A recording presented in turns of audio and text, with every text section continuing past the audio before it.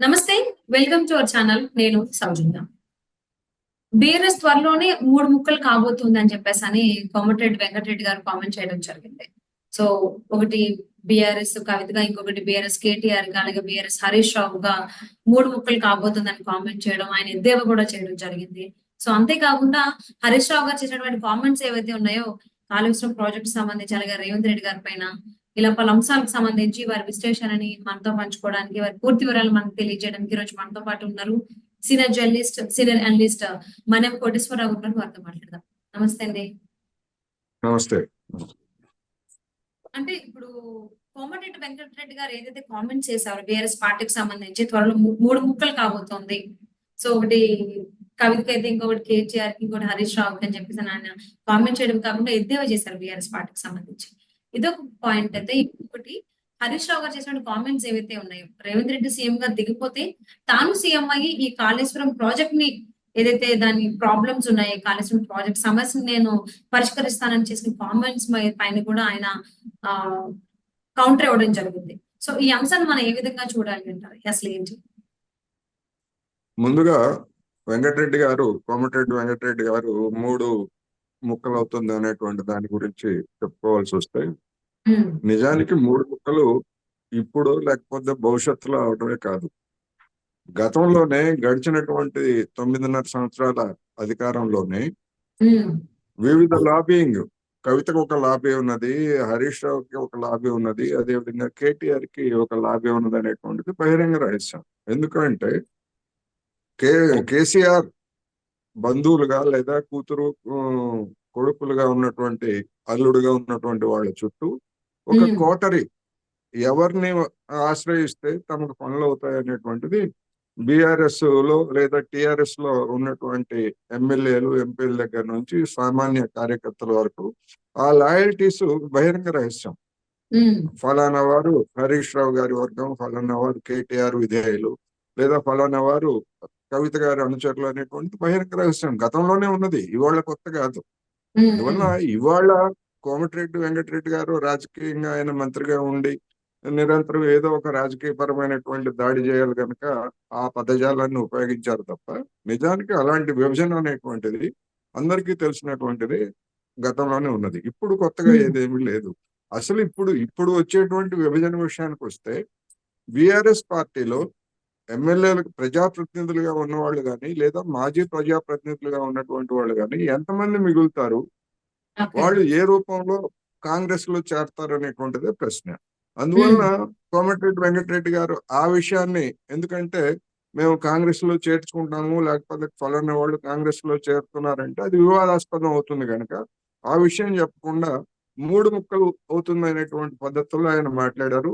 దాన్ని పెద్దగా మనం పట్టించుకోవాల్సినటువంటి అవసరం లేదు.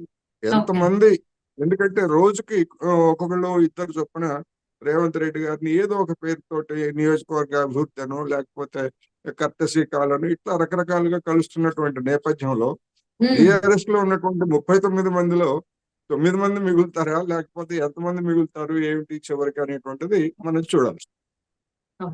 సో, అంటే ఇప్పుడు హరీష్ రావు గారు కామెంట్ చేయడం, దాన్ని బట్టి మళ్ళీ కోమటిరెడ్డి వెంకటరెడ్డి గారు తిరిగి మళ్ళీ కౌంటర్ ఇవ్వడం, అంటే అసలు ఈ కౌంటర్ అటాక్స్ అనేది ఎక్కడ దాకా వెళ్ళేటువంటి అవకాశం ఉంది అంటారు? అంటే ఇప్పుడు హరీష్ రావు గారు ఇచ్చినటువంటి కౌంటర్ అటాక్ కి రేవంత్ రెడ్డి గారు అసెంబ్లీలో మాట్లాడినటువంటి అంశాలే ప్రాతిపదిక. ఎందుకు అంటే, మీరు ఈ మేడిగడ్డ దాన్ని మీరు బాధ్యత తీసుకొని మీరు బాగు చేయిస్తారా, మీరు చేయిస్తారా అని ఆ పద్ధతుల్లో ముఖ్యమంత్రి గారు మాట్లాడారు. ఆ మాట్లాడిన తర్వాత ఎస్ మాకు అధికారం ఇస్తే, లేదా మాకు చేత కాదని ప్రభుత్వం చెప్తే మేము చేయిస్తాం అనేటువంటి దాన్ని సహజంగానే హరీష్ రావు గారు ఇచ్చారు. కానీ అది రెండు జరిగేది కాదు. అటు రేవంత్ రెడ్డి గారు అట్లాంటి అవకాశం ఎవరు దాన్ని సవాల్గా స్వీకరించినటువంటి మన హరీష్ రావు గారు కానీ, లేదా కేసీఆర్ కానీ అటువంటిది ఏమీ చేయలేదు. ఎందుకంటే ఇక్కడ సమస్య ఏంటంటే, హరీష్ రావు గారికి లేదా కేసీఆర్ గారికి లేదా బీఆర్ఎస్ నాయకులకు సంబంధించినటువంటి ఎవరైనా కానివ్వండి, ఇప్పుడు చేస్తున్నటువంటి వాదనలు కనుక చూసేట్లయితే, మేడిగడ్డలో ఎన్నికలకు ముందే పగుళ్ళు ఏర్పడ్డాయి. ఆ మేడిగడ్డ ఆ బ్యారేజ్ వైపు ఎవరిని వెళ్లకుండా ప్రభుత్వమే ఆంక్షలు విధించింది. ఇప్పుడు చెప్తున్నటువంటి మాటలు, కేసీఆర్ గారు నిన్న నల్గొండలో చెప్పినటువంటి మాటలు, 2-3 పిల్లర్స్ కూలిపోయాయి, వాటిని బాగు చేయిస్తారు, అక్కడ కూలిపోలేదా ఇక్కడ కూలిపోలేదా అని ఇప్పుడు ఏవైతే చెప్పారో అప్పుడే ముఖ్యమంత్రిగా ఉండగానే ఎన్నికలకు ముందే జరిగినప్పుడు వాటి గురించి చెప్పుంటే వాటికి విశ్వసనీయత ఉండేది. కానీ అప్పుడు దాన్ని మౌనంగా ఉంచి ఇప్పుడు అదేం పెద్ద సమస్య ఏం కాదు, అంతా బాగానే ఉంది అని చెప్పేసి ఇవాళ రాజకీయం చేస్తున్నటువంటిది చూసినప్పుడు ఒక సమస్యని, అసలు సమస్యని పక్కదారి పట్టించడానికే ఇదంతా కూడా చేస్తున్నారనే అభిప్రాయం జనంలో కలుగుతా ఉంది. రెండోది, మేడిగడ్డకి సంబంధించినటువంటి సందర్శన మీద కూడా వాళ్ళు వివాదాస్పదం కావించారు. మేడిగడ్డ కానివ్వండి లేదా కాళేశ్వరం కానివ్వండి, ఎన్నికలకు ముందు ప్రభుత్వమే మొత్తం అంతా జనాన్ని ఆర్గనైజ్ చేసి అదొక మహత్తరమైనటువంటి కట్టడం గాను లేకపోతే ఒక విహారయాత్ర గాను యాత్రలు నిర్వహించినటువంటిది ప్రభుత్వమే చేసింది. అలాంటిది మంత్రులు లేదా ప్రతిపక్ష నాయకులు, ఎమ్మెల్యేలు, ముఖ్యమంత్రి వెళ్ళటం అనేటువంటి దాన్ని తప్పుపట్టాల్సిన అవసరం లేదు. అందువలన అసలు సమస్యను పక్కదారి పట్టించి రేపు ఎన్నికల్లో ప్రచారం కోసం ఈ విధమైనటువంటి కోమటిరెడ్డి వెంకటరెడ్డి గారు కానివ్వండి లేదా హరీష్ రావు గారు కానివ్వండి, కేసీఆర్ అండ్ ముఖ్యమంత్రి రేవంత్ రెడ్డి గారు వీళ్ళందరూ ఈ విధమైనటువంటి ఒక టాక్టిక్స్ తోటి వ్యవహరిస్తున్నారు అనేది నా అభిప్రాయం.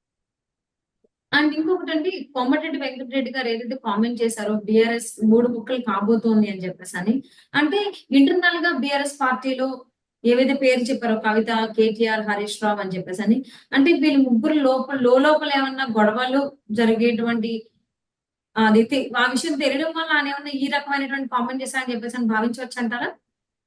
ఇప్పుడు ఇప్పుడు వాళ్ళు ముగ్గురు, ఎందుకంటే ముగ్గురైనా లేదా 30 మంది అయినా ఎన్ని లాబింగ్ సెక్షన్స్ ఉన్నప్పటికీ పార్టీని కాపాడుకోవడం అనేటువంటిది వాళ్ళ ముందున్నటువంటి ప్రధాన కర్తవ్యం.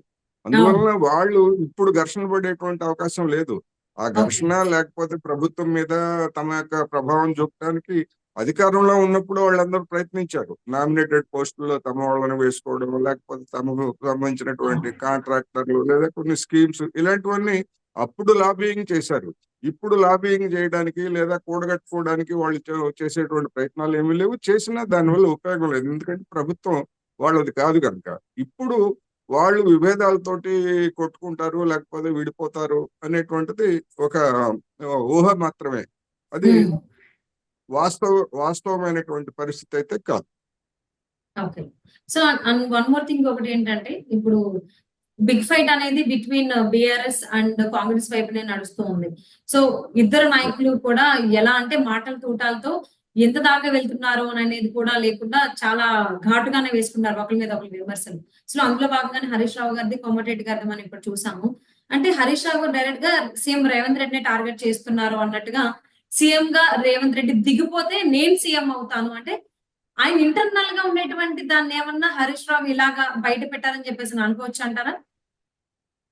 అది మాటల కోసం మాటలు చెప్పినటువంటి మాటలు తప్ప అలాంటి అవన్నీ కూడా ఊహాజనితమైనటువంటి అంశాలు. హరీష్ రావు గారు కానివ్వండి, రేవంత్ రెడ్డి గారిని కానీ నేను ముందే చెప్పినట్టుగా అలాంటి బాధ్యతలను ఇవ్వడానికి మా రేవంత్ రెడ్డి గారు సిద్ధం కాదు.